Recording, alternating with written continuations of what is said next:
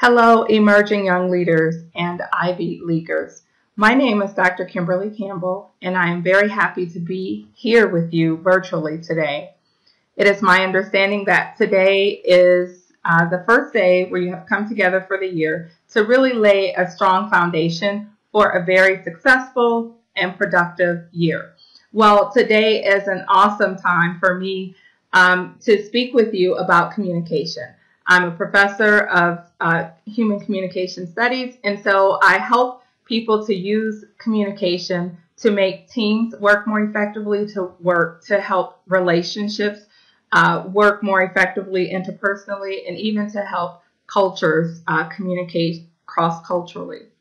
So today I like to talk to you about a very important topic, which is group norms. But first, I like to share a little story with you about people who might sound very familiar to you. I am introducing here Erica, Jasmine, and Ashley, as we'll call them. Erica, Jasmine, and Ashley are very brilliant people. They participate in a lot of teams and attend a lot of different team meetings. They, as in a family or any group, people within a group have lots of different personalities and lots of different ways in which they participate or engage in their group work. So we'll start with Ashley. Ashley is very busy. She's ultra active, very participative. However, Ashley's talking is sometimes disruptive in some of the meetings. She doesn't realize that she interrupts people, and because Erica is so busy, she often doesn't review or read over notes before she actually shows up to a meeting. She considers herself the queen multitasker. And next we have Jasmine. Jasmine is the queen of text. She feels that, hey, if I sit maybe in the middle or towards the back of the room, then my people won't notice I'm texting. Maybe if I cover my cell phone with a book or a paper, they won't even be distracted by the fact that I'm sending text messages. So often Jasmine has to be called multiple times to get her attention because she is distracted by texting. Ashley is very quiet. She listens well in meetings, and she makes great observations, very intelligent observations. But Ashley is a little shy, and she doesn't always contribute her ideas within the meeting. She often needs time to reflect, and she's also a little shy, so sometimes she doesn't share her opinions until after the meeting has concluded and she's more comfortable sharing her opinions. Now, how can Erica, Jasmine, and Ashley, what can we do to help maximize their brilliance and participation and minimize and help them become more aware and mindful about some of the more distracting behaviors that they have exhibited in their teams? One of the ways we can do that is by developing group norms. Before I define group norms, here's a question for you. How many of you love attending meetings and then feeling like nothing was accomplished? Raise your hand. Don't be shy. Look around. Okay, I can't see you, but I'm going to venture to say that no one likes that feeling. Here's another question. How many of you just love spending your free time in a meeting and then feeling like the meeting was a waste of time, that you could have done something else, something that was more productive? Now, raise your hand if you like that feeling. Look around. Again, I'm going to guess that no one likes that feeling. So the good thing is that we're all on the same page. We all want to be productive. We all want to maximize the time that we have together to accomplish our goals. Now, it's wonderful to have fun in groups. I'm a big proponent of that, of working hard and enjoying what we do. I do want to just pause. I want to point out this quote, which I think highlights the real power of small groups. This is a very famous quote by Margaret Mead. Never doubt that a small group of thoughtful, committed people can change the world. Indeed, it is the only thing that ever has. Now, look around you. Your team consists of a group of small, thoughtful, and committed people. And if you really just take a moment to think about that, you have a lot of power in your hand in terms of designing what you want to do with this group of small, thoughtful, committed people. That's a thought I want you to have in your mind as we proceed to learn about a specific tool that we can use to ensure that your meetings are more productive in the coming weeks. Group norms is the tool that we're going to focus on today. How many of you have heard of the word group norms? If so, please raise your hand. Okay, thank you. Norms can be defined as unwritten rules for how we act and what we do. Now, even if we have not, if you are not familiar with the term norm, you are familiar with the term rules and guidelines. Group norms are a type of, they're a set of guidelines, a set of rules that are designed to help ensure that your time together during your team meetings is very productive. So group norms can cover a range of topics, including how we interact with one another during a meeting, how we make decisions, when there are disagreements, which side do we vote or do we come to consensus? How do we make decisions in our teams? Group norms can cover topics such as how we communicate, how we treat one another when we talk to one another. Do we interrupt one another or not? How we manage our time. Do we start on time? Do we end on time, etc.? And even how we dress. Now, of course, norms are a type of behavioral contract, if you will, and you have already been living out many norms in your school. Your school has several policies. Your sports team, all of your extracurricular clubs have norms about what is acceptable and appropriate behavior and what is not. Even professional sports teams, they have norms. For example, a player can be fined for fouling another person. That fine is designed to promote team members who do not foul, which increases the likelihood that the team can achieve its goal of winning the game. So norms are a part of life, but when we have norms that we actually identify directly and talk about and think about, then we can maximize the brilliance of team members such as Erica and Jasmine and Ashley, and we can keep or minimize their distracting behaviors from limiting or lessening the performance of the team. Who needs norms? I think you can figure out now. ELY, emerging young leaders need norms. I.V. leaguers need norms. You need norms, and you use norms. Norms are designed to help and benefit the team. Specifically, groups that have limited time. You only meet a few times a month. So groups that have specific goals to achieve, and groups that are trying to conduct business in some way are all groups that need norms. While any norm can be established or created or developed at any point during the year, it is optimal, it is best for group norms to be set at the very beginning, such as you're doing today. And we are going to do that right now. We are going to start creating your norms for your group. And as we move into that, I want to share an acronym that you may have heard, an acronym for TEAM. TEAM, from here on out, should be thought of as together everyone achieves more. So obviously you are a collection of people who have come together, and you're going to utilize the power you have of being together, and you're going to work together well and set some guidelines to help you stay on track so that you can accomplish more as a group than you'd be able to accomplish as individuals.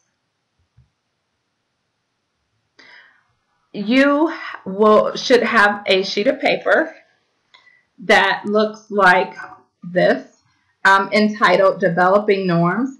And on the back, you will see the sample norms that are displayed on the screen now. Now, these are sample norms actually that I found online from real life professional organizations. So yes, employees, adult employees, and throughout life, companies, organizations, businesses have norms, again, designed to identify rules that are going to increase the likelihood that the business or the organization achieves the goals they have set out to achieve. So here are some sample norms, and I'm just going to read a few. You can look more closely at these on your paper. I prefer norms that I suggest you create norms that are simple, very clear, and most of your norms should be positively stated, meaning they should focus on what you do want. For example, if you look on the right-hand column for Wisconsin PBIS Network, their norms are very clearly written. When we will ask questions when in doubt.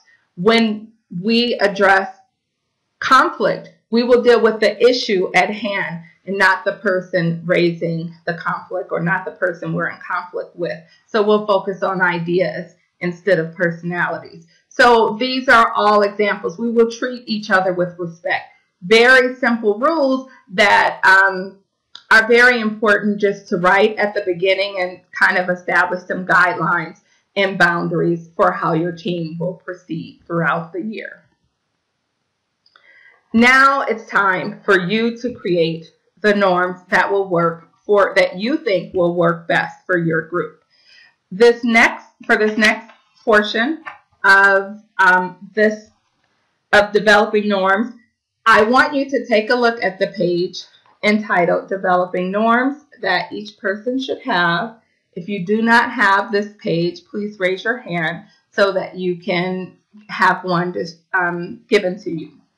So before I go into this, I would just like to say that if you take a look around the room, there are several adults, several leaders and youth leaders who I'm sure could give you a list of suggested norms for your group. However, that is not how group norms work. Group norms are absolutely most effective when they are created by the people on the team.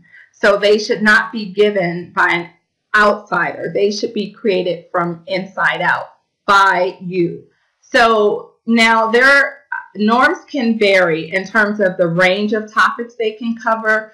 On this worksheet, there's a listing of at least 5 topics that I know would be good for you to think about today. However, there are some topics that are not on this sheet that are important as well. So, for example, conflict is not one of the categories on this handout. However, you should definitely think about conflict in terms of specific rules and guidelines that you think your team members should follow, you and your team members should follow in order to help your group function well. So I'm going to have you pause the video and give you about 5 minutes to think about the specific guidelines and norms that you want your team to follow. And just to give a quick overview before we pause, when it comes to time, what I want you to think about is how should your team address starting and ending times? In other words, should there be guidelines or specific norms about about when you start? For example, do you give a 5-minute leeway? Do you start exactly at the beginning time? Should people be seated at the beginning time and ready to work? You need to think about specific guidelines for that. And then the space next to time, when we pause, please write down very specifically what you think the norm should be regarding time. Next, think about listening. Listening is very important when people are in a team and many people have different ideas and different ways of communicating. It's very important to listen effectively. So how will your team encourage effective listening? For that section, think about the specific rules that would be helpful, and then write those specific rules there. Again, you want to refer to the sample norm sheet on the back of this page so that you can get an idea of the wording you want to use. And again, you want to use clear wording and mostly focus on what you want versus what you don't want. It is important to focus on what you don't want. So for example, if the norm is we will be fully present during our meetings, there will be no texting, then that is important to say. Texting will not be allowed. If a person needs to text, they need to excuse themselves and return on an emergency basis only. Whatever the norm is, please write it down. And you're going to do the same. I don't think confidentiality is an important norm topic for you to set a norm about, but if you think it is, then please write out a norm for that. Decision making. This is very important because you will have to make several decisions throughout the year. So there are three major ways of making decisions in a team. One method is the consensus method, and that means that all team members must agree on the same issue, the same way. So for example, all members must agree that yes, we should do this, or no, we should not do that before a decision is made. The majority rule, we're all familiar with that. That's where there's an issue at hand, the team takes a vote, and the side with the most votes wins and determines how the decision will be made, which decision will be made. And then there's the leadership or authority figure approach whereby the leader gets to decide. So please indicate which approach you believe will be most appropriate for your team when it comes to decision making. Participation is extremely important. How do we increase attendance? How do we increase participation? How do we deal with people who don't verbally participate? How do we pull them in? If whatever norms you think should be set regarding that, please list those in that category. And generally, lastly on this page, expectations. What are the main expectations you have of members? If you think there should be rules regarding general expectations, whether it relates to dress or any other area, handling disagreement, then please write those norms in that section. Now, of course, there are categories of information that are not listed on here. Please also write down other norms that you think should be created, other norms and rules and guidelines that will help your team. This is your team. Write those down that will help your team become more productive and more effective and maximize the small amount of time that you have together each month. Okay, so at this point, please pause, reflect, and write down specific rules and norms that you have for each of the categories.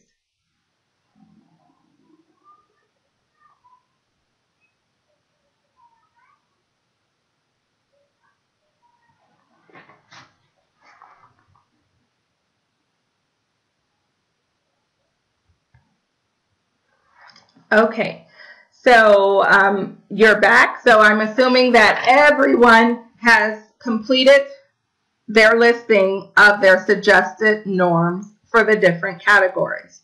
At this point, we will need to have a person collect all of these pages, and someone will need to be responsible for tallying the results. In other words, for the time category, someone will need to list all the suggested norms under the category of time. And then, for example, if there's a norm that says members should be seated and start on time, then that person should actually write tally marks in terms of how many people said that. So maybe 10 different people had the same suggestion for that norm. And maybe only 3 people suggested that the meeting ends on time. So what we want to do is get a tally so that next time there can be a voting on of norms. Or if you have time to do that today, that would be awesome. This could be done easily if someone can write the different categories on a flip page or on a whiteboard as well, or even verbally. So, but once you have all of the listings, it's very important that they be tallied and accepted or voted upon once they're identified. And then your team will need to accept the final list of norms for your group.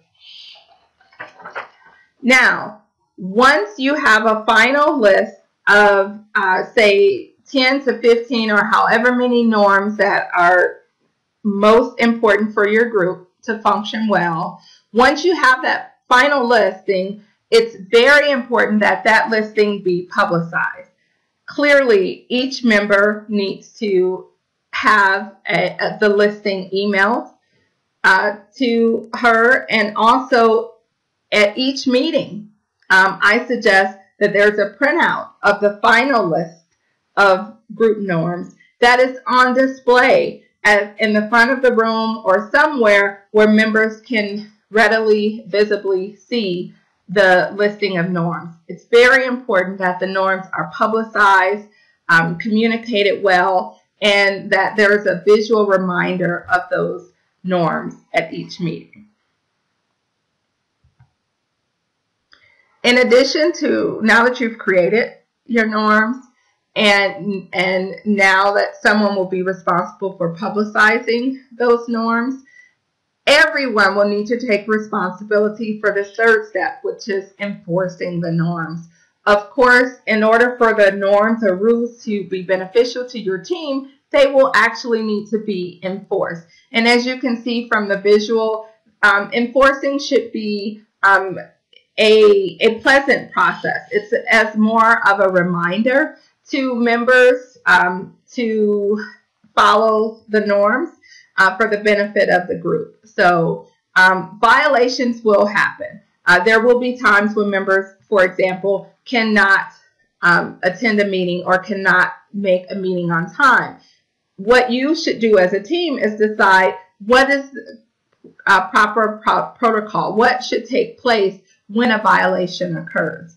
It is very important that violations are acknowledged. So if a person, for example, is late, that should be acknowledged. So the next thing is that you should decide today is how will your team deal with violations and how would you like to be notified? Now, this can be a creative and non-threatening, it definitely should be lighthearted way of notifying people of violations. It could be a thumbs up. It could be a thumbs down.